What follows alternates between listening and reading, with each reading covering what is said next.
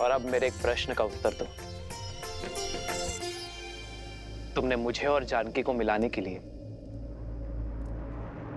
मुझे ही चुनौती दे बैठे। इतना बड़ा संकट उठाया, अपने प्राण तक दांव पर लगा दिए।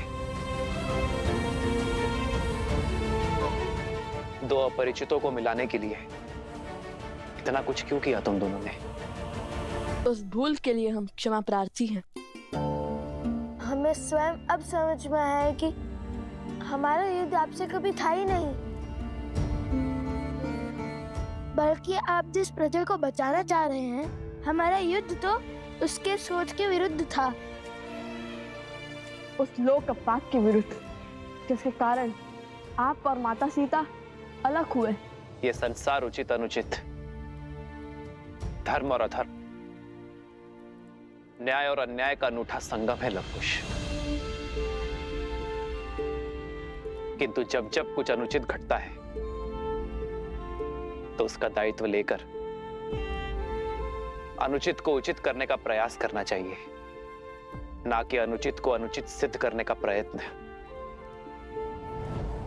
और हर बार उचित अनुचित का भेद मिटाने के लिए शस्त्र नहीं उठाने पड़ते लवकुश। दृढ़ निश्चय कर समाज को समझाने की पहल करनी होती है। मेरा और सीता का पृथक होने का निर्णय भले ही हम दोनों का था, किंतु हमें मिलाने का निश्चय हम समाज से चाहते हैं।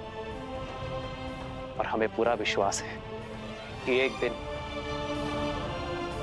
ये समाज अपनी सोच अवश्य बदलेगा। आपका निश्चय अब हमारा उद्देश्य है। और इस बार हम विजय बल से नहीं, अपने गुरुवर की दी हुई शिक्षा से पाएंगे।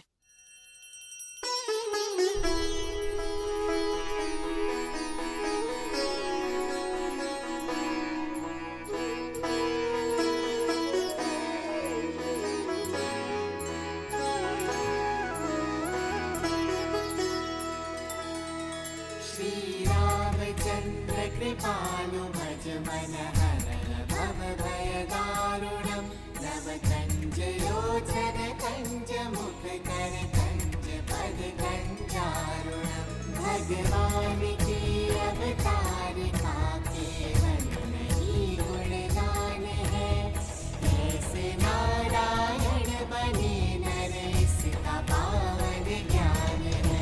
सिया राम सिया राम सिया राम सिया राम सिया राम सिया राम सिया राम सिया राम।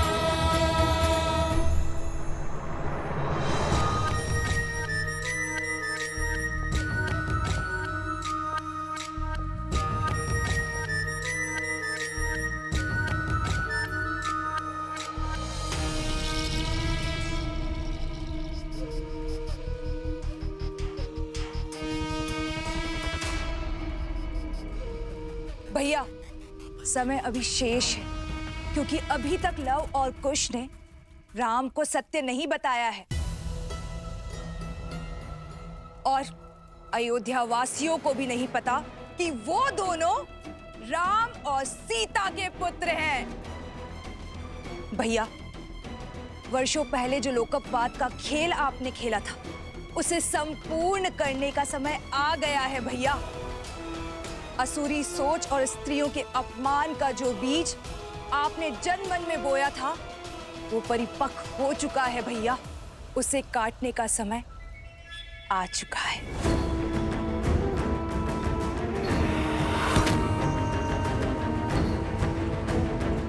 अब होगा मेरी माया का शंखनाद। लव कुश जहां भी जाएंगे, पुरुषों द्वारा स्त्रियों का अपमान ही देखेंगे।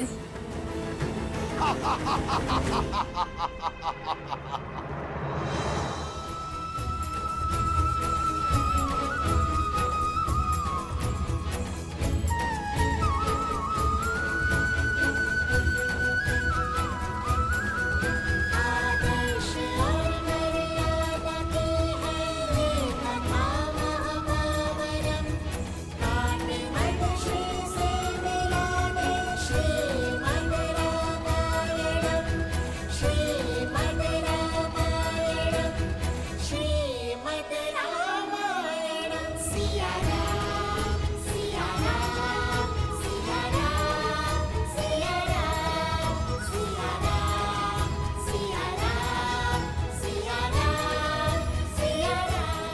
कभी कोई कार्य अच्छे से नहीं हो सकता तुम स्त्रियों से। देख रही हो इसे, कितनी त्रुटियां हैं इसमें। ऐसी होती कलाकृतियां, इसे कौन खरीदेगा?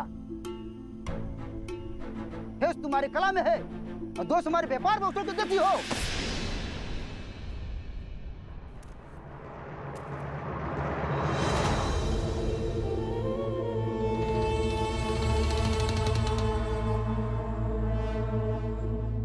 अद्भुत।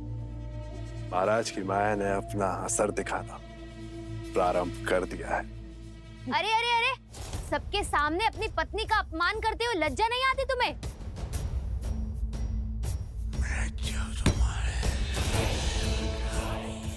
तो साहसी है तुम्हारी पत्नी।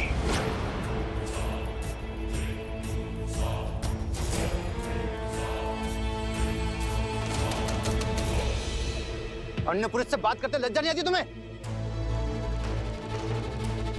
घर चलो, आज तुम्हें ज्ञात होगा कब किससे और कैसे बात करनी चाहिए।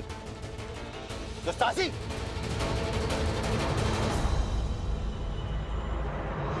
भैया, धर्म की अयोध्या में इतना अधर्म, कैसा विष घुल गया है इनके मस्तिष्क में। हमें क्रोध को नहीं, कला को अपना अस्त्र बनाना होगा कुश।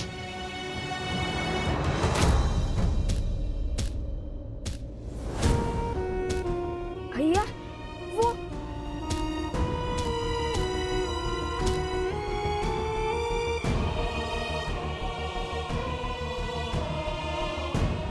ये स्त्री कौन है जो इन स्त्रियों का कष्ट देखकर इतनी व्यथित हो रही है? चलो चलकर देखते हैं।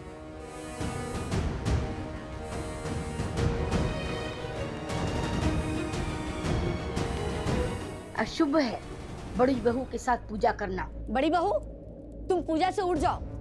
तुमने केवल बेटियां ही जन्मी हैं। छोटी बहू को केवल पूजा करने दो। वो शुभता की प्रतीक है। उसने श्री राम लक्ष्मण जैसे पुत्र को जन्म दिया है।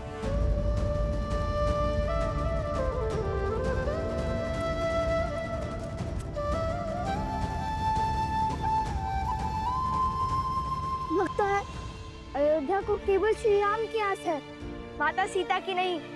पुत्र में राम कहाँ से देखेंगे जब तक पुत्री में सीता नहीं देखेंगे।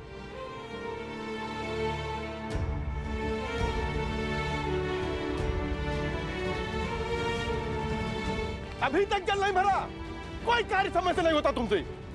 मैं पूरा दिन खेतों में बैलों की भांति जुटता रहता हूँ। तुम सारा दिन सखियों के साथ बैठी बतियाती रहती हो। गृह कार्य भी ठीक से नहीं होता तुमसे। शीघ्र चलो, सूर्यास्त होने को है। हाँ, यदि मेरे पति ने मुझे सूर्यास्त के बाद घर से बाहर देखा तो अनर्थ हो जाएगा। महारानी सीता के त्याग के पश्चात सोचा था परिस्थिति बदल जाएगी, किंतु सब विपरीत ही हो गया है। चलो।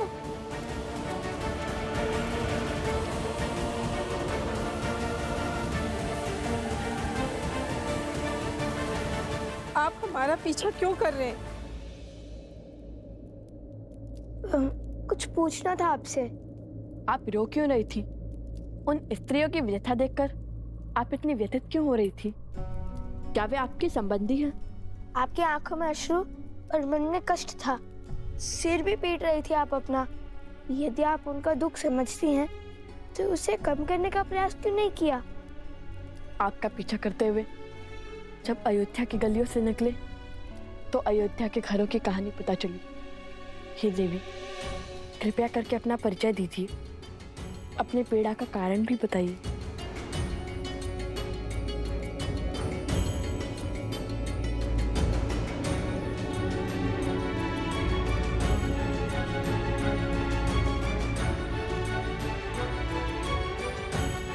मैं हुआ भागन हूँ जो प्रभु राम के समक्ष न्याय की गुहार लेके गई थी। भयानक आंधी और वर्षा हो रही थी, इसी कारण मैं अंधकार के पूर्व घर न लौट सकी। सिर्फ इसीलिए मेरे पति ने मेरा बहिष्कार कर दिया। चयन आपको करना है महाराज, या तो आप न्याय कीजिए या तो फिर मुझे आत्महत्या करने की अनुमति दीजिए महाराज। अयोध्या के महाराज ने मुझे न्याय तो दिया, किंतु उस न्याय का दंड भोगना पड़ा। अयोध्या की महारानी देवी सीता को।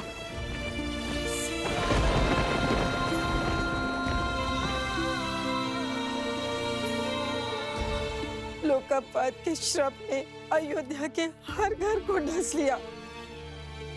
मैं वो पापन हूँ जिसके कारण इस समाज ने सीता और राम को भिन्न किया।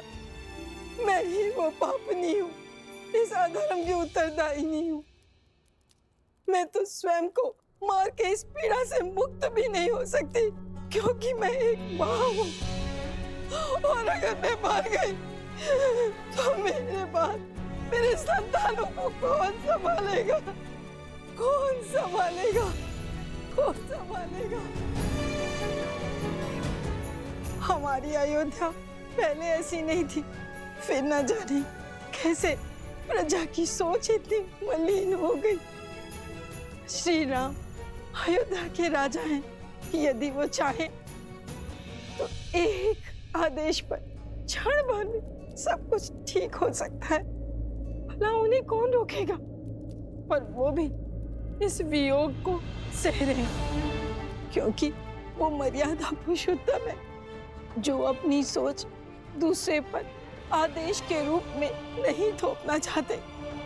वो चाहते हैं कि स्वयं की अनुभव से अयोध्या की प्रजा की सोच बदले, पर ना जाने ये कब संभव होगा?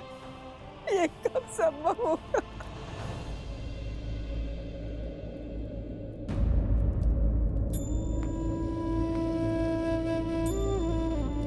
माते, नहीं, मुझे इतना आदर मत दीजिए। मैं केवल एक वस्त्रखोरी ऋषि कुमार हूँ। केवल मुख से माता ही नहीं कहा है, अपितु आपको मन से भी माता ही माना है हमने। और हम अपनी माता का रोते हुए नहीं देख सकते। जो पीड़ा का दंश आप झेल रही हैं, वो हमें भी कचोट रहा है। हम भी देवी सीता और श्री राम की मिलन के अभिलाषी हैं, और हमारा मार्ग ना युद्ध का है और ना द्वंद का। न्याय के लिए अन्याय को मिटाना होगा। अयोध्या वासियों को स्त्री के सम्मान का महत्व समझाना होगा। उनके मन को पुनः पवित्र करना होगा। आप यहीं रुकिए, हम अभी आते हैं। कहीं जाइएगा नहीं।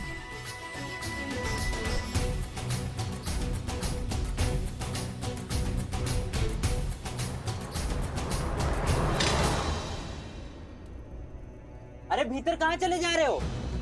श्री राम से मिलने। और हम तुम्हें जाने देंगे?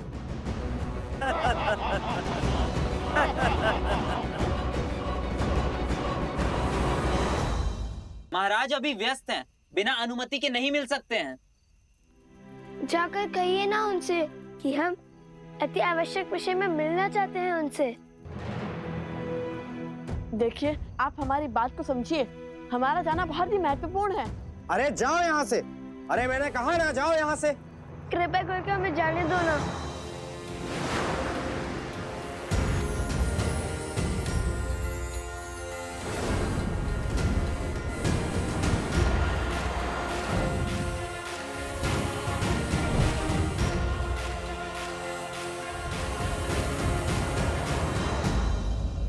क्या हुआ? हनुमान जी, हमें इसी क्षण प्रभु श्री राम से मिलना है। और इस समय यदि कोई है जो हमें श्री राम के पास ले जा सकता है, तो वो केवल आप हैं। बात वचन की है हनुमान जी। किसी को लौटाने का वचन देकर आए हैं हम। सहायता कीजिए ना हनुमान जी।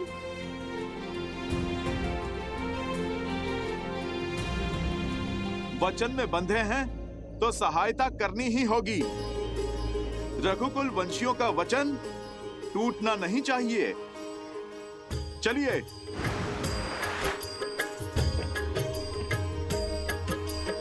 जय श्री राम।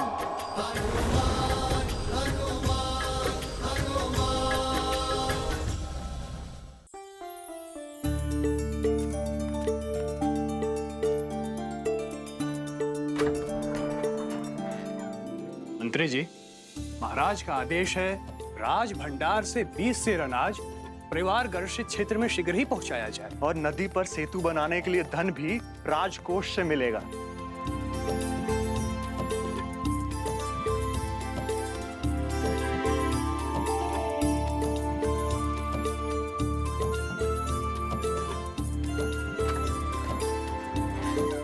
अद्भुत। इतने बड़े कौशल राज के महाराजा होने के बाद भी सूर्यास्त के पश्चात ये कार्य कर रहे हैं। पिता किसके हैं?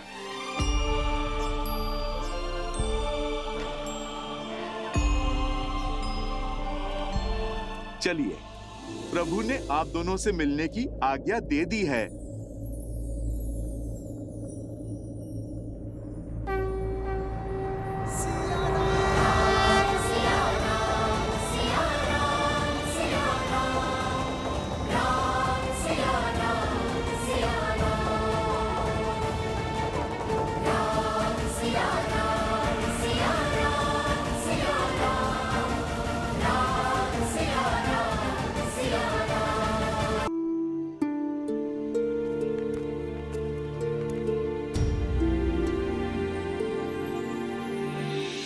जन्म जन्म का है ये संगम, राम रतन सीता वैभव धन।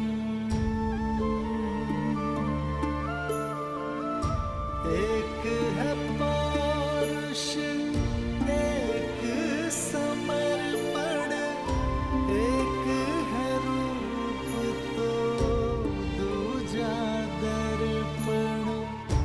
कहने को तो महलों के राजा, कौशल के महाराज, किंतु जीवन माता सा सरल जीते हैं।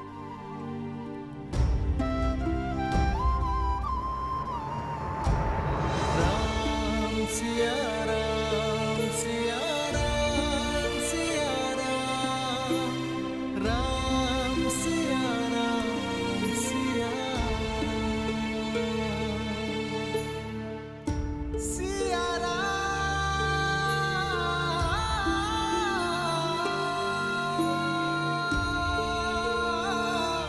सिया राम सिया राम सिया राम।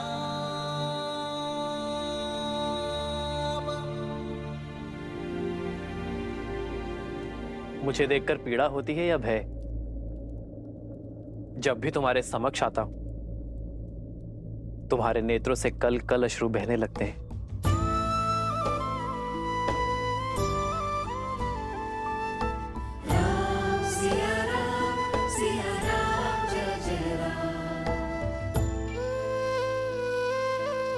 कितनी तुच्छ सोच थी हमारी, कितने निम्न विचार थे हमारे, जो हमने सोचा कि आप महलों का सुख भोग रहे होंगे और माता सीता बन के दुख।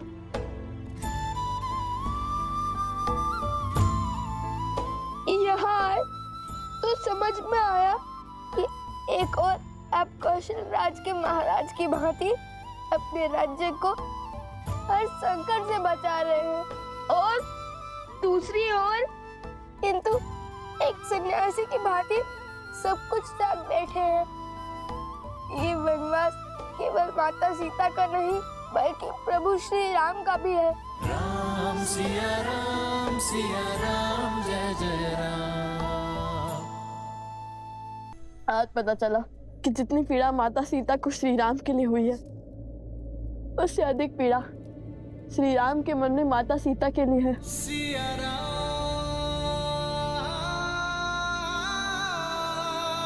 सिया राम। तुम्हारे नेत्रों से झरते ये अश्रु तुम्हारी बातों से उठती ये विपदा,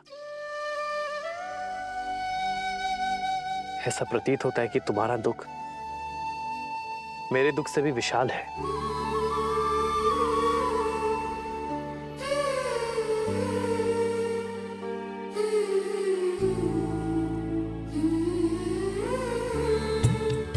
दोनों एक हैं, बस यही सच है।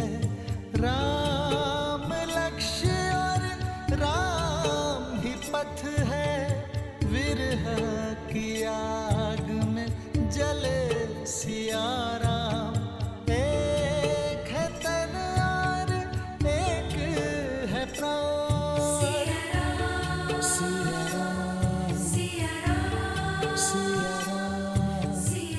आपकी वियोग को अंत तक हम लाएंगे। सिया राम का मिलन हम करवाएंगे।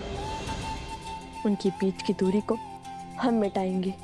और ये कार्य तभी पूर्ण हो सकता है जब अयोध्या का हर एक व्यक्ति स्त्रियों का महत्व समझे, पत्नी, माँ और बहन का मूल्य जाने और स्त्रियों को अपने समान माने और प्रजा की निम्न सोच को बदलने का मार्ग है हमारे पास।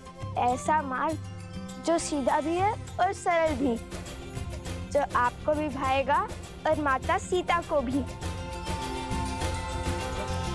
किंतु आपकी अनुमति के बिना आपके राज्य में ऐसा नहीं कर सकते। कैसा मार्ग?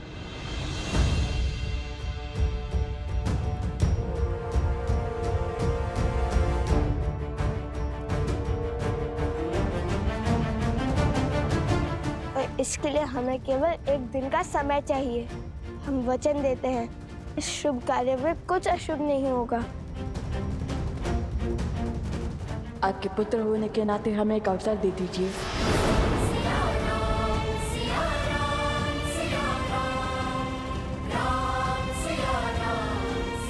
वो आपने कहा था कि महारानी सीता हमारी माता समान हुई, तो आप भी तो हमारे पिता हुए, है ना श्री राम?